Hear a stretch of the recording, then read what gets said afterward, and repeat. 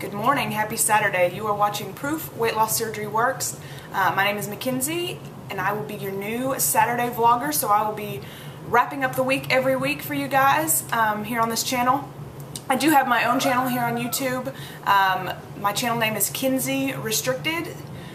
Some of you guys may know me and some of you I may be a new face here on YouTube, so let me give you a little quick rundown of who I am, what I'm all about.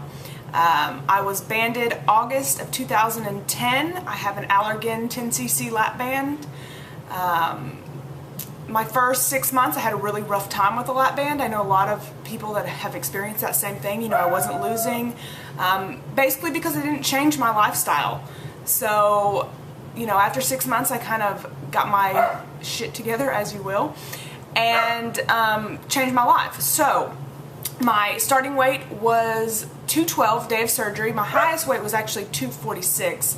I had lost some weight before I had surgery, so 212, and then I got down to 165. I stayed at 165, was happy with my body there, you know, loving life, doing everything, you know, that everyone in maintenance does, working out, eating right.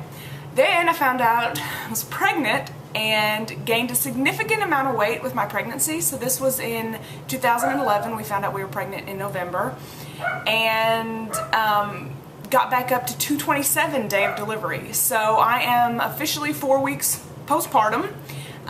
We have a beautiful baby girl, and I am 206 this week. So, you know, working my way back down the scale, you know, getting to experience, and I'm just looking at it as getting to experience all the joys that I had when I was losing weight all over again, because when I lost weight the first time it went by really quickly, and I'm hoping it does again, but you know, getting to experience those joys again and really appreciate them. So that's my take on the situation. So our topic for this week is number 2, the poo-poo. So if you follow me on my own channel, you know that this is a topic I love. So a great way to start this new adventure with Proof Weight Loss Surgery Works. Okay, so the question for the week is your regular post-op poo different than it was pre-op? And then what products or tools do you use now? What products or tools do you use now post-op to keep you regular? Okay, poo before weight loss surgery was your normal, you know, I would probably go to the bathroom twice a day. Number 2, twice a day. Now, before I had weight loss surgery, I did some crash diets. I did the HCG diet, which caused me to not poo really at all. And then I started to have some other issues along with that, but we'll talk about that a little later. So things that I'm doing post-op to stay regular, and I did some of these things pre-op just because I liked to be regular. I feel healthier when I go to the bathroom more often. Okay, so first off, let's talk laxatives. I basically pulled out everything that I have in my arsenal here today. So I wanted to talk to you about the different kinds of laxatives. I know people they'll use this or that or whatever, but if you really do the research about what kind of laxative works for you, you probably find that different things work for different people and different things work for different surgeries and at different points of surgery. So our first thing is osmotic laxatives. These are laxatives that are going to pull water into your intestines and make your stool not only softer, but obviously have more water. Osmotic is, you know, pulling water into the colon. So these are things like your milk of magnesium, your powders, your, you know, I think this is a Miralax, you know, Target brand. So these things are going to make you go maybe like, for me, they happen like a day later, and I get a lot of gas when I use these. So for a bariatric patient, it's more uncomfortable for me to use these. I know people that love them and that use them often.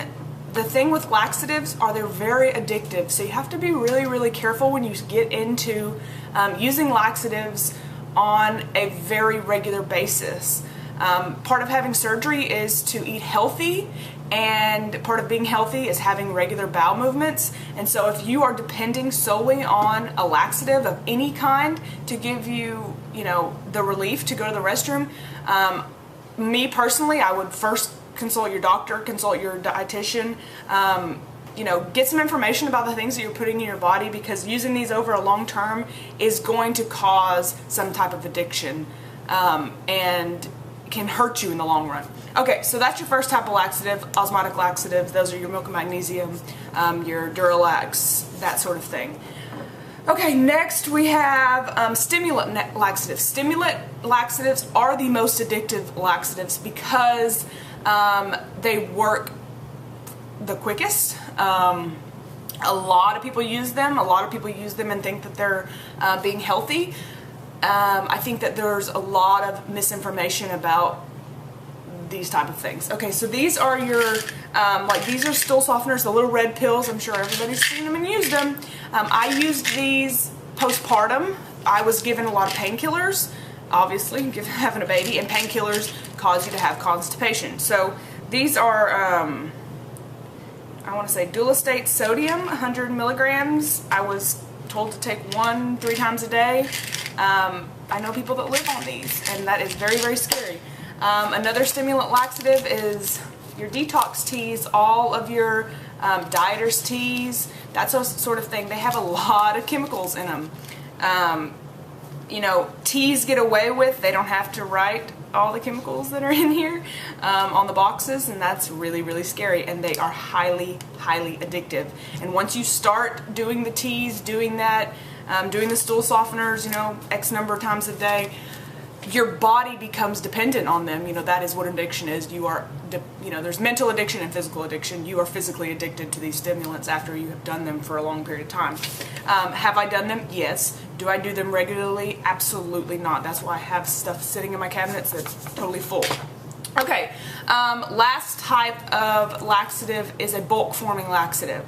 These are going to be the friendliest, if used correctly, laxatives that you can, because they do not alter you physically. They're not causing a chemical reaction in your body like these are causing osmotic to bring, you know, water into your colon. The stimulants are making your muscles in your stomach and your intestines contract to push the poo down.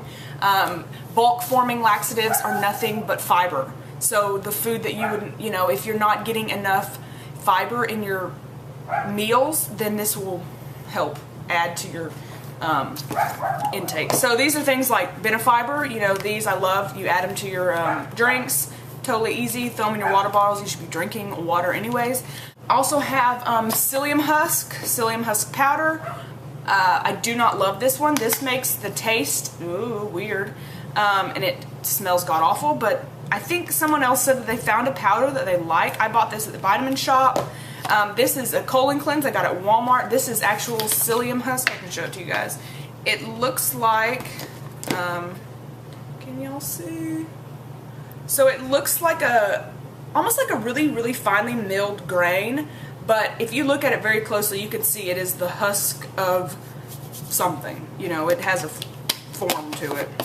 Okay, so those are our laxatives. Now, if you're like me, I want to get my nutrition, I want to get all of these things from the food I eat.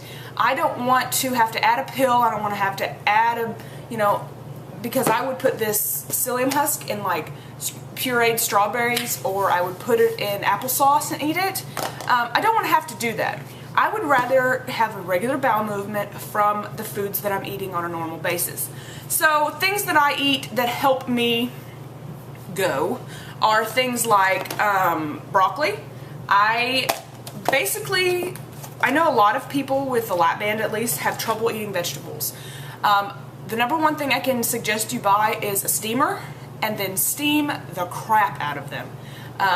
Most people would steam a vegetable for maybe 20 to 30 minutes. I steam mine for like an hour and a half.